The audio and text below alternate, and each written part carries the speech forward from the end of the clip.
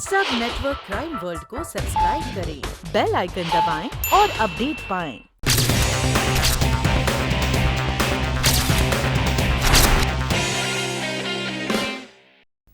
ये रिवॉल्वर मेरी है। सरिता देवी, आपको पता है आप क्या कह रही है?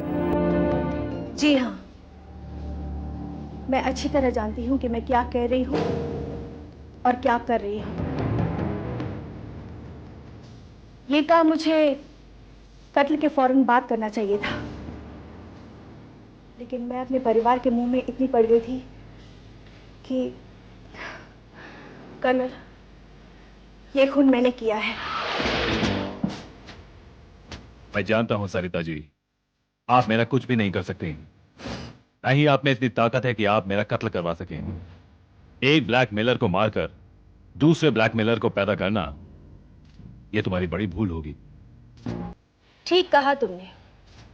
मैं कत्ल करवा नहीं सकती, मगर खुद कर सकती हूँ। ये क्या कर रही हैं आप? ये ऐसा नहीं कर सकती आप। ये इस तरह का मजाक ठीक नहीं है madam.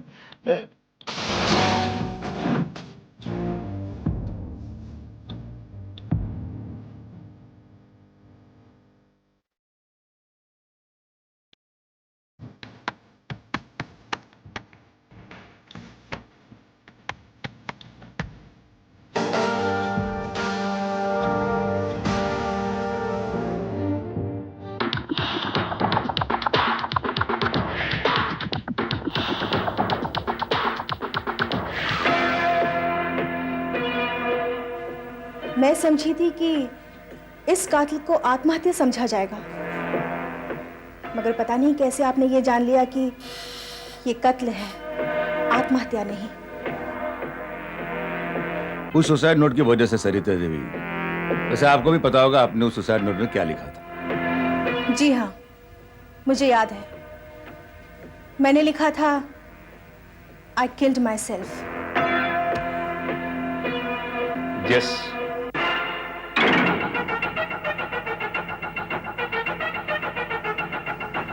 I killed my self. और यहीं पे आपने गलती कर दी। आप जानते हैं इस वाक्य का मतलब क्या है? मैंने अपने आप को मार डाला। कोई भी जिंदा आदमी ये नहीं लिखेगा मार डाला,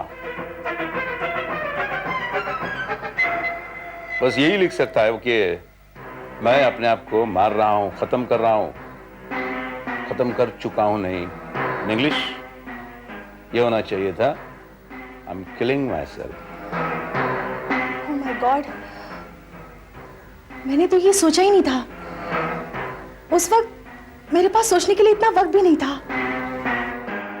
कर्नल साहब, सरिता देवी कह रही है कि इन्होंने वो डिस्क चुराई थी, तो आप इनसे पूछे कि वो डिस्क कहां है। और सरिता देवी, आप प्लीज ये मत कहिए कि वो डिस्क आपने कहीं नष्ट कर दी है। जी, सच तो ये है कि वो डिस्क उसी ओवरकोट की जेब में है जो मैंने पहन रखा था, और अब भी वो डिस्क उसी ओवरकोट की जेब में होगी। ये देखिए, यहां है वो कोट जिसमें मैंने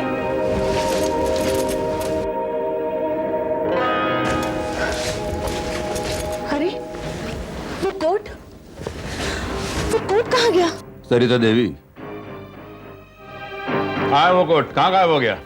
नहीं कर्नल, मैंने वो कोट यही रखा था, मुझे अच्छी तरह याद है। पता नहीं कहाँ गया। और उस कोट के साथ शायद वो डिस्क भी गायब हो गई, है ना? आप कहना क्या चाहते हैं? मैं झूठ बोल रही हूँ? कर्नल, आप मेरा यकीन कीजिए, वो डिस्क मैंने प्रभाकरन के घर से निकालकर उसी ओवरकोट की जेब में रखी थी। सरिता देवी, हम आपकी बात का यकीन कर भी ले, लेकिन कानून आपकी बात पर यकीन नहीं करेगा, क्योंकि कानून को सबूत चाहिए, सबूत। और आपके पास आपकी बात का कोई भी सबूत नहीं है। कर्नल, वो डिस्क मेरी बात का सबूत है। लेकिन वो है कहां? यहां ना तो आपका वो कोड है और ना ही वो डिस्क। अगर आप ये कह रही हैं कि कोड आपने यहां टांगा था, तो वो कहां गायब हो गया? कौन गायब हो गया सरिता?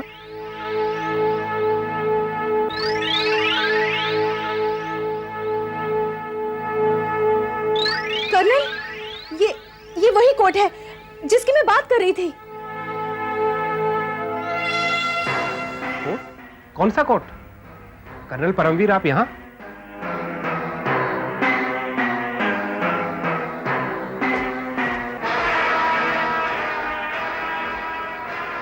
दयाल, आपकी धर्मपत्नी का कहना यह है कि कल रात ये प्रभाकरण के घर गई थी ये कोट पहनकर, और वहां प्रभाकरण से उन्होंने एक डिस्क उठाकर इसी कोट की जेब में डाली थी। सरिता प्रभाकरण के घर गई थी? लेकिन क्यों? क्योंकि वो हमारी जिंदगी, हमारी खुशियां बर्बाद कर देना चाहता था। वो एक झोंक बनकर चिपक जाना चाहता था ताकि जिंदगी भर हमारा खून चूसता रहे। इसलिए मैंने उसका खून कर डाला। क्या? जी हाँ, इनका कहना यह है कि इन्होंने प्रभाकरण का खून किया है।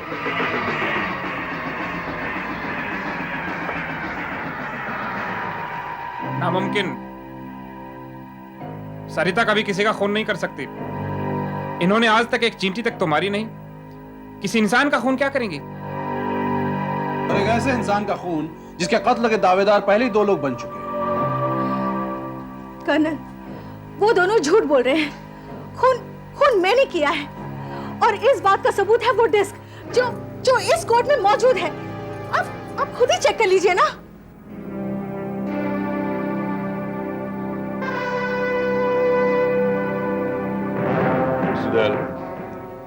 If you don't mind, अगर आपको एतराज न हो तो sure.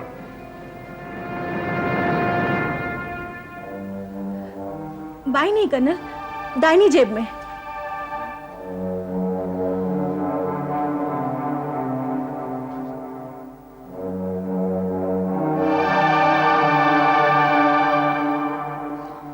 I am sorry Sarita देवी, इसमें तो कोई डिस्क नहीं है। ये कैसे हो सकता है? मैंने वो डिस्क इसी कोट की जेब में रखी थी। लेकिन जब मैंने कोट पहना था तो इसमें कोई डिस्क नहीं थी। तो फिर वो डिस्क गायब कहां हो गई? I am sorry Sarita Devi ji, disc के बिना मैं आपकी बात को ऑफिशियली दर्ज नहीं कर सकता,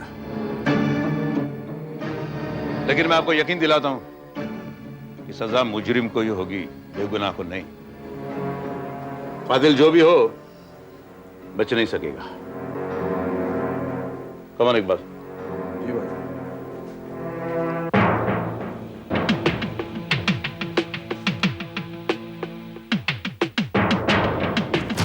कमाल है कर्नल भाई, केस पहले जितना आसान नजर आ रहा था उतना ही उलझता जा रहा है।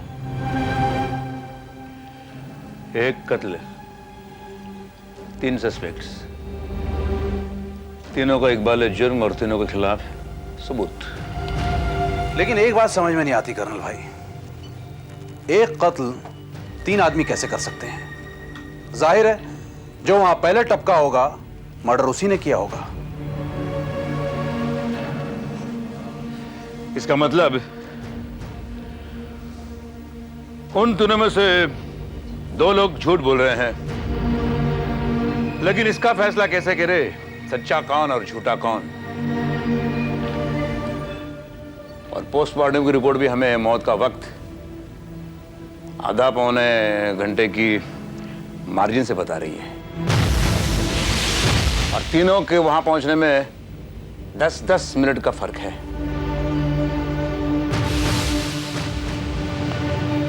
कर्नल भाई, कहीं ये इन तीनों की मिली भगत तो नहीं, और तीनों मिलकर कहीं कानून और पुलिस को गुमराह करने की कोशिश तो नहीं कर रहे हैं? हो सकता है, और यह भी हो सकता है कि कत्ल इन तीनों में से किसी ने मैंने किया हो। तीनों एक दूसरे को बचाने के लिए झूठ बोल रहे हो।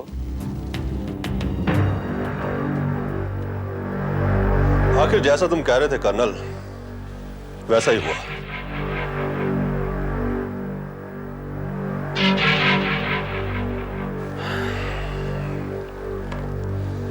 केस इतना उलझ चुका है कि अब इसका सिरा मिलना मुश्किल हो चुका है।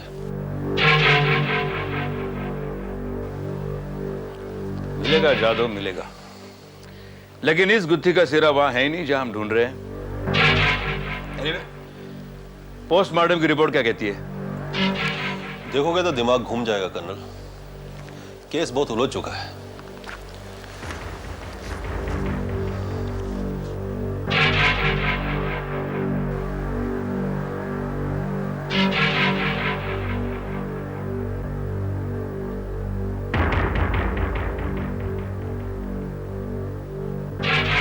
यादव, इस गुत्थी को सुलझाने के लिए हमें मौका वारदात पे दोबारा जाना होगा।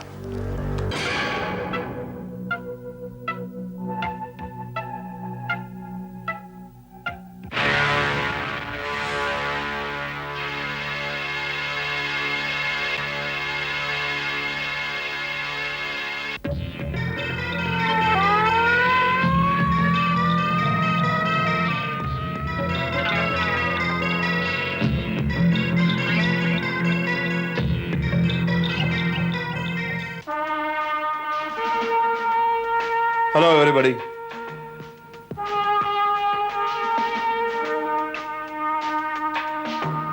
Hello colonel. कर्नल, आखिर आपने हम सबको यहाँ बुलाया क्यों है? मिस्टर दयाल, आपको यह जानकर खुशी होगी कि असली कातिल का पता हमें चल गया है। ओह, यानी आप मुझे गिरफ्तार करना चाहते हैं? सरिता देवी, ये सच है कि प्रभाकरण के शरीर से जो गोली मिली वो आप ही ने चलाई थी, लेकिन प्रभाकरण का खून आपने नहीं किया। सरिता देवी जब 9:15 बजे के करीब यहां पहुंची तो प्रभाकरण की लाश यहां पड़ी थी।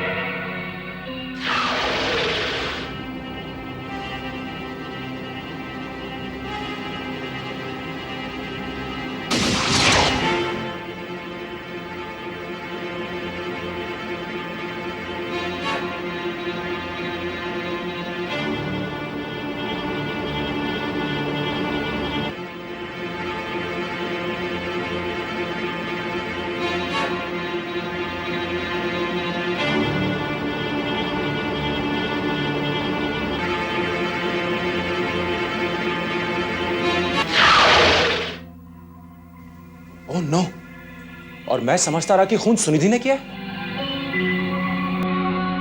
जब मैंने वहां पे प्रभाकरण की लाश देखी तो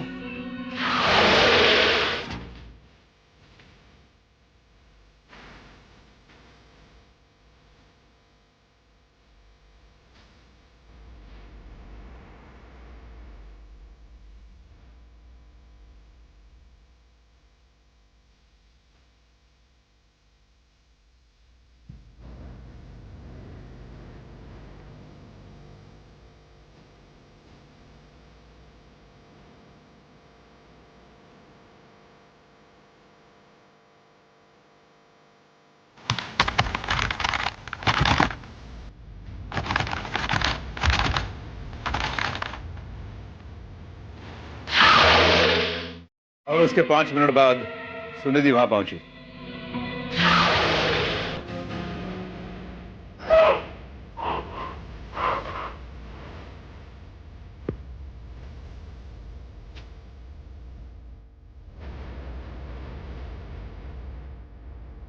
अविनाश,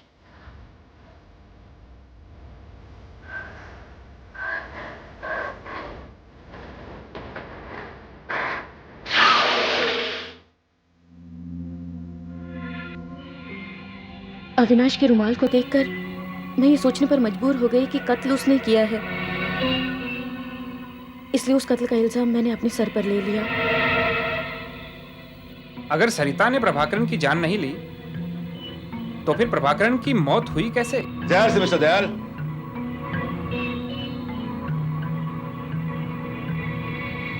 पोस्टमार्टम की रिपोर्ट के मुताबिक प्रभाकर की मौत किसी तेज जहर से हुई है।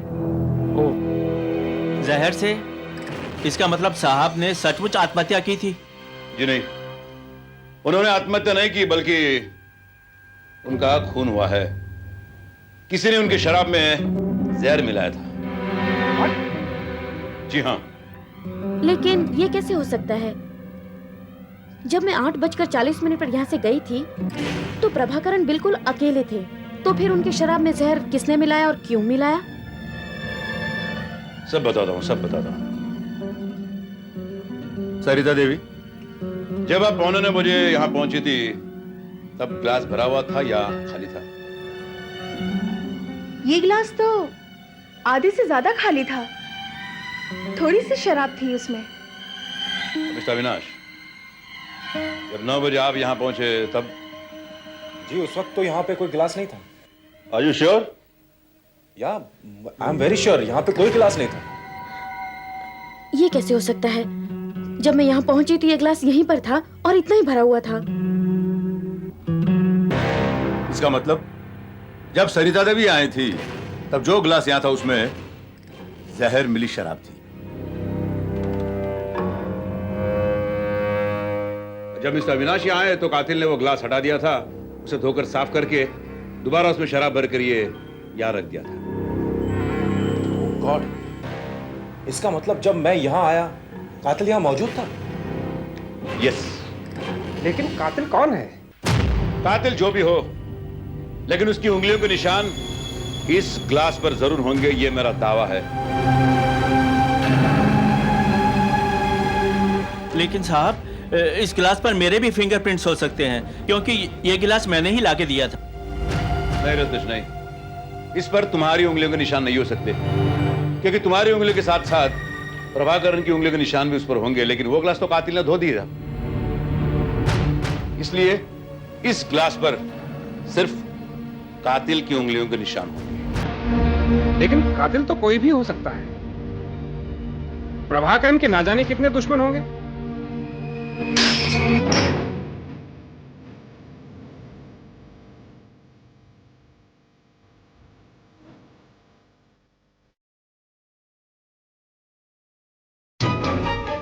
ये क्या बदतमीजी है? आपने मुझे धक्का क्यों दिया? What? मैंने आपको कब धक्का दिया?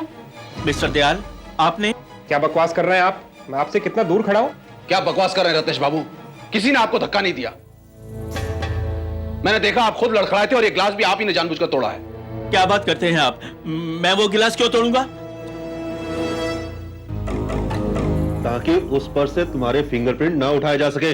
नॉनसेंस, मेरे फिंगरप्रिंट्स उस गिलास पर हो ही नहीं सकते। मुझे अफसोस है रत्नेश, तुम्हारी यह तरकीब तुम्हारे काम नहीं आ सकी, क्योंकि वो ग्लास जिस पर सचमुच उंगलियों के निशान है, वो ग्लास ये नहीं था। वो ग्लास यहां है, मेरे पास मौजूद।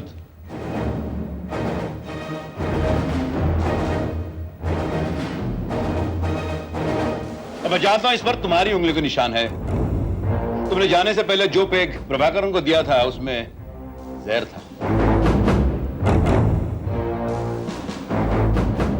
उसी जहर से प्रभाकरण की मौत हो गई। तो बताओ, तुमने उसका खून क्यों किया? बताओ।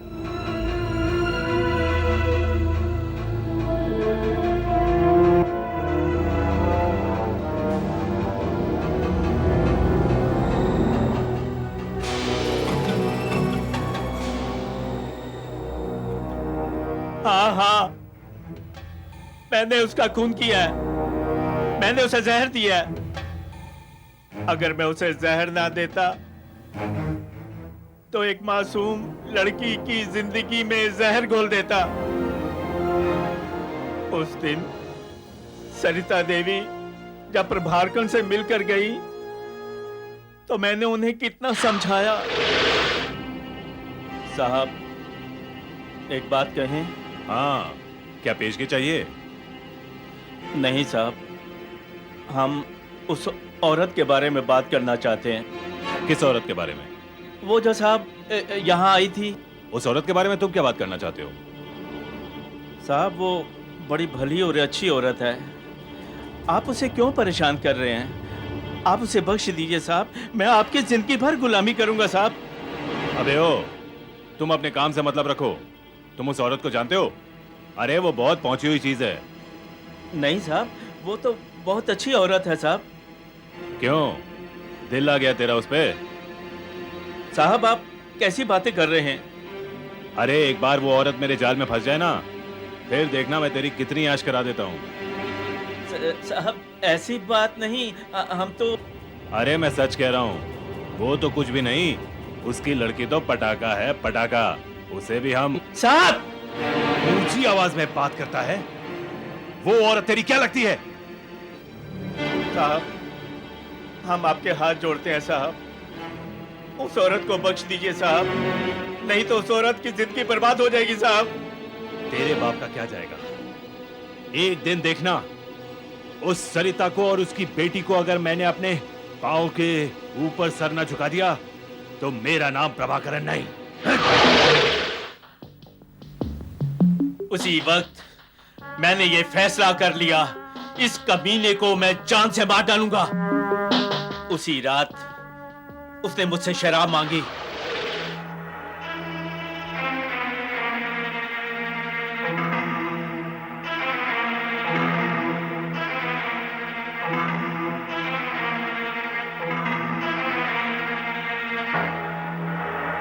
साहब, क्या है? साहब, अब हम जाएं? हाँ, जा सकते हो। वैसे भी यहां कोई आने वाला है। मुझे क्या पता था कि जिन लोगों को बचाने के लिए मैंने कत्ल का सहारा लिया, वही लोग इस चक्रव्यूह में फंस जाएंगे।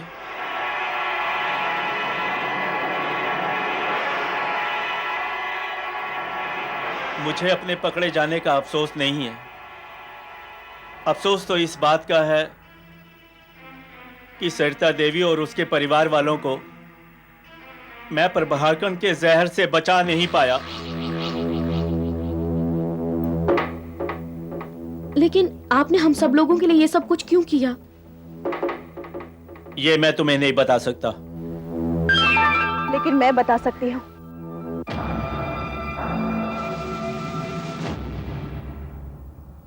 नहीं, तुम ऐसा मत करना। मुझे आपको पहचानने में देर हो गई। 25 सालों में आप कितने बदल गए। सुनिधि, तुम जानती हो ये कौन है? ये तुम्हारे पिता हैं। क्या?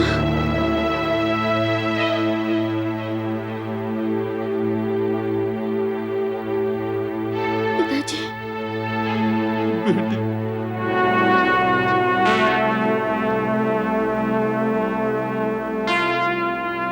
हाँ बेटी,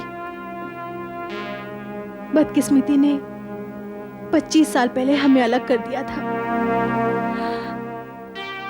आज मिले भी तो कैसे?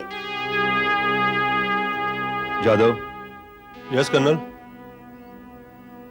इन्हें अरेस्ट करो। रत्नेश कुमार, मुझे तुमसे हमदर्दी है। अपने परिवार की खुशियां बचाने के लिए सिर्फ एक बाप ही इस हद तक जा सकता है, लेकिन मैं तुम्हारी इस आहुति की व्यर्थ नहीं जाने दूंगा। मैं तुमसे वादा करता हूं, तुम्हारे बेटे की भविष्य पर कोई आंच नहीं आएगी। I promise you.